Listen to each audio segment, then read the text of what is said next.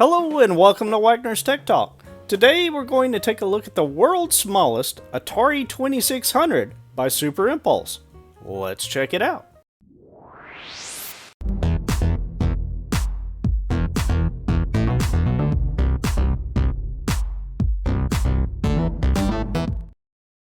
My wife and I went out Black Friday shopping for a couple of hours, and I wound up finding this Super Impulse Atari 2600 at Target.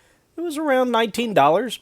It comes with 9 games, plus a bonus, if you'd call it that, of PAC-MAN, arguably the second worst Atari 2600 game of all time. All of the games on this device are recreations of either the arcade version or the Atari 2600. Looking at the list of games, you have Centipede, Pong, Missile Command, Breakout, Asteroids Combat, Warlords, Millipede, Tempest, and of course the bonus of PAC-MAN. While not having the original Atari 2600 games on this device will be a turnoff for some, most of the games are okay. I mean, they're not great, but they're okay, and this does make for a great stocking stuffer idea.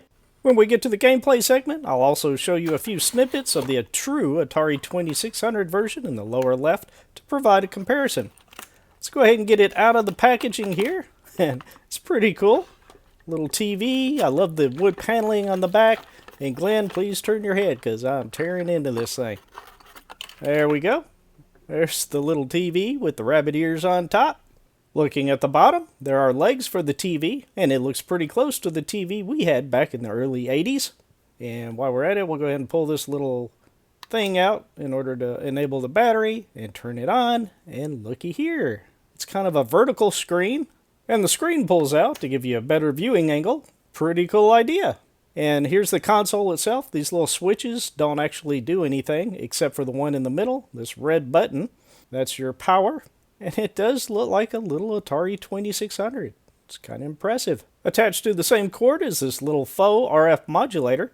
The switch doesn't do anything, and it would have been kind of nice as an added effect if the coax and screw terminals were painted silver. Just my opinion. The little Atari joystick does look pretty close to the original and has a good feel to it. I do find it interesting since most of the games on the unit are meant for a trackball or a spinner, not necessarily a joystick. But with that aside, let's go ahead and turn it on and take a look. Now I'll simply press the fire button on the joystick and we'll start off with the first game, Asteroids.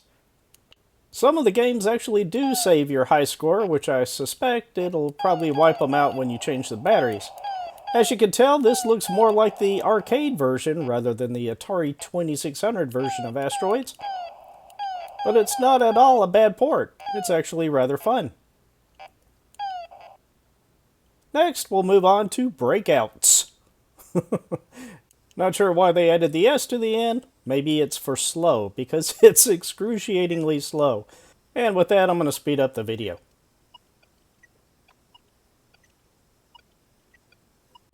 Next in the list is a rather decent port of the arcade version of Centipede. In the lower left, you can check out what the original Atari 2600 gameplay looked like.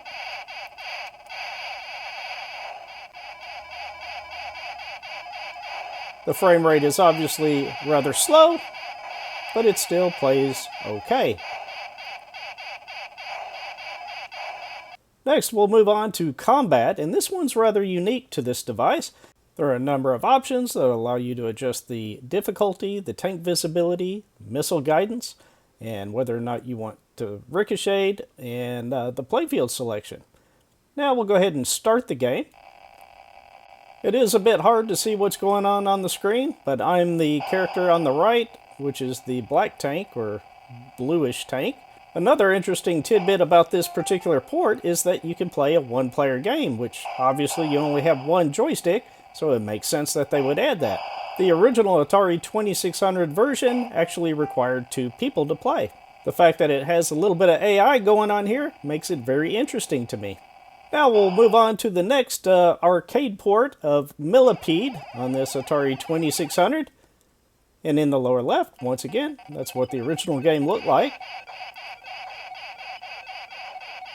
And this is a rather decent port of the arcade version of Millipede. Pretty far away from the Atari 2600, obviously, but still a great device to have on your desk while you're stuck in a long, boring meeting.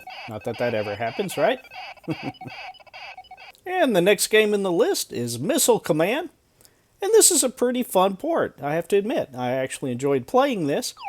The look is definitely that of the arcade, but the gameplay is actually very familiar to that of the 2600 version, with the exception that the missiles are fired from the base nearest the cursor. And when the game's over, if you get a high score, you can of course enter your initials. I'll go ahead and enter mine real quick. Now we'll move on to the next game, which is Pong. And on Pong, you have a few options, whether or not you want to use a full or half paddle. We'll go ahead and start the game. And this is an okay port. It seems a little slow to me. Maybe slightly faster than Breakouts, with an S.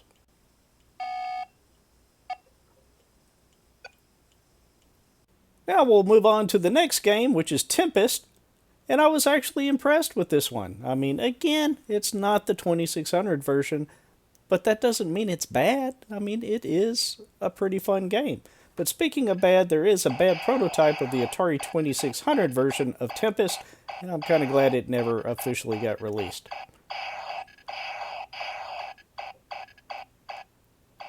You can hold the button down, it'll automatically fire, or you can fire individually as well.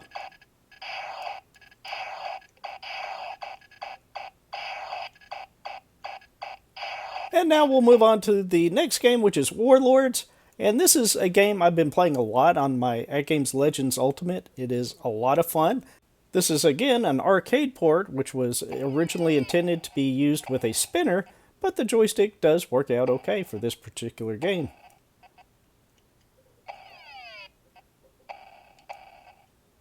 Now I'll skip forward a little bit so you can see some of the more interesting aspects of the game.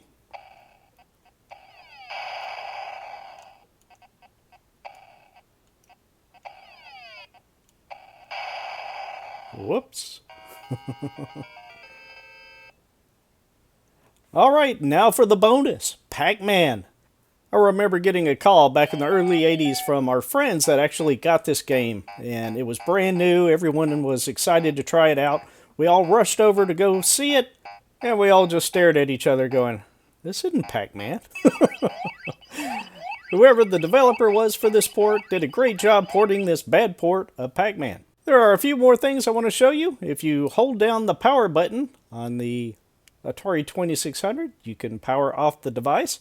And when you power it back on, it will retain most of your high scores. That brings us to the end of another video. I think the Super Impulse Atari 2600 Tiny Arcade would make a great stocking stuffer or small gift idea for many, as long as they aren't hardcore Atari 2600 fans like my buddy Glenn over at Glenn's Retro Show. Be sure to check out his review to get his perspective. Only two of the games on this particular device are similar to the original Atari 2600 games.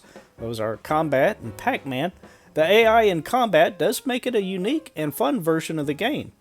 The other ports can be fun as well. Please let me know in the comments below what you think of what you saw here. Will you be picking one up? I hope you enjoyed this look at the world's smallest Atari 2600. If you did, please click the like button. I've got some really interesting stuff that I'm working on and will be coming soon. If you don't want to miss it, please click the subscribe. And with that, I will talk to you very soon.